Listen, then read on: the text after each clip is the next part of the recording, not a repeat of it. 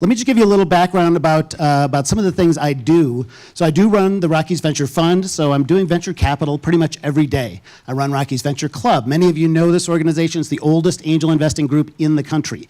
So we've been doing this for over 30 years, and we're also one of the largest and most active. So Colorado is a net deal exporter. We have so many great companies here. We are meeting with angel groups around the US and bringing that out-of-state money here into Colorado. And I do that in my role as a board member on the Angel Capital Association, which is a national group of angel capital groups. So other things that I'm involved in is we have a hyper accelerator program to teach entrepreneurs all the tough stuff that they need to do to really be smart in talking to VCs.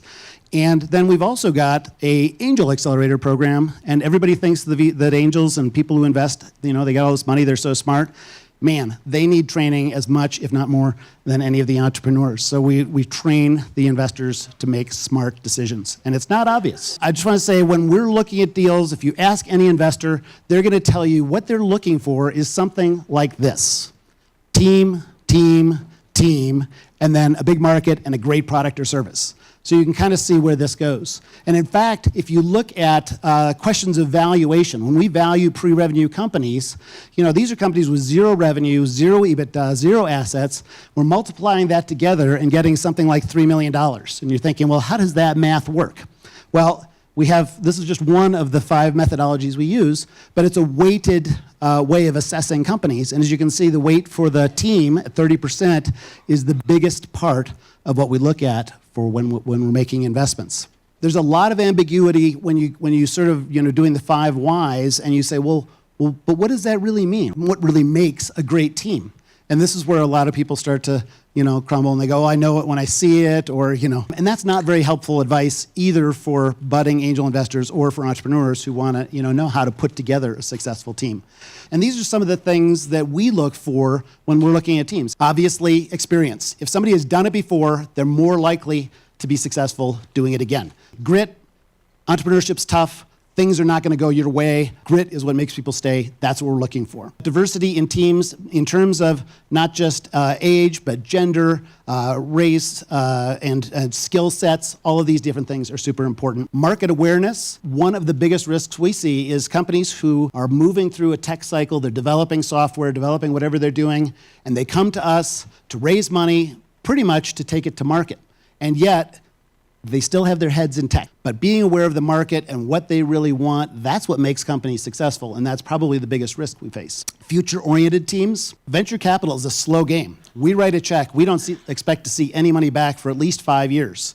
So the people we're investing in have to not only know where things are today, but where they're going tomorrow, next year, the year after that, and who they're creating value for in 5 years. In addition, we look for people who embrace uncertainty.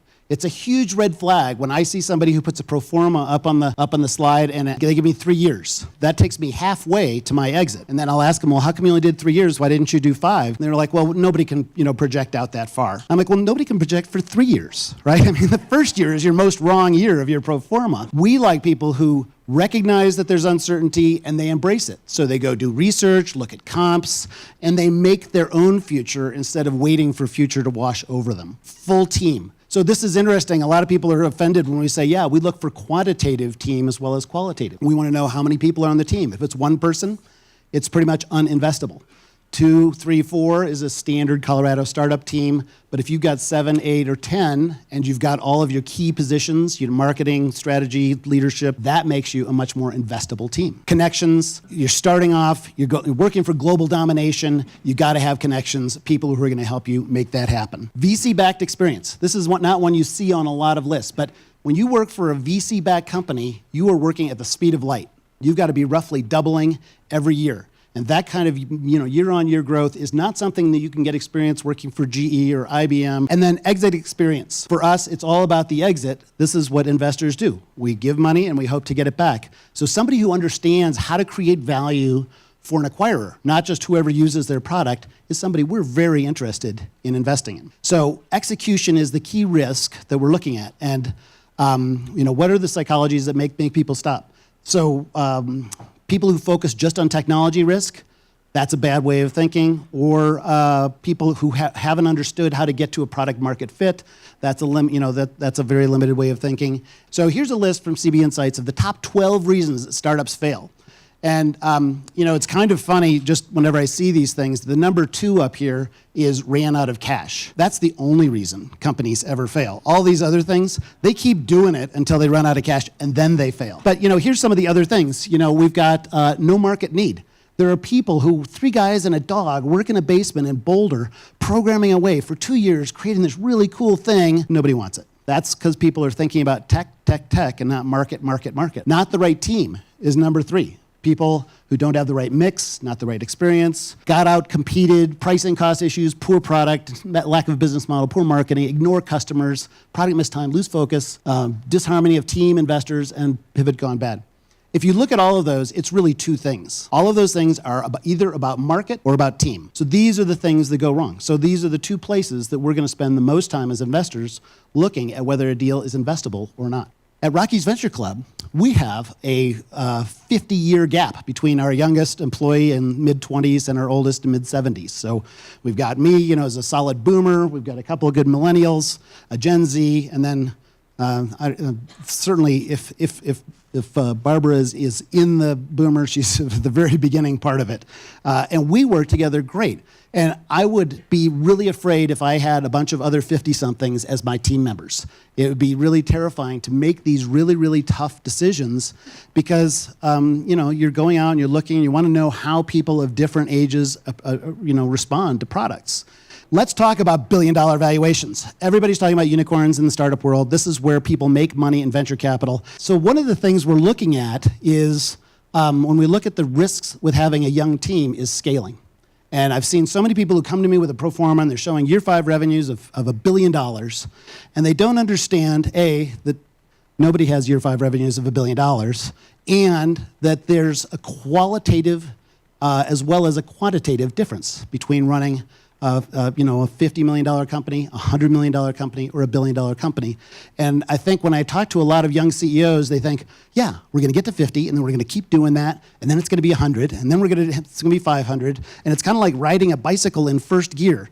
At a certain point, you just can't pedal that thing any faster. And so scaling requires qualitative difference that are equivalent to shifting the gears in your bike so you can go faster and faster. And it's a different company when you get along. This 4Gen Now thing we're doing today, it's really, really cool. We're looking at diversity in teams that's totally different than the diversity of teams we look at in a lot of other conversations. But the things about race, gender, sexual orientation, ethnicity, religion, all of those in teams are awesome.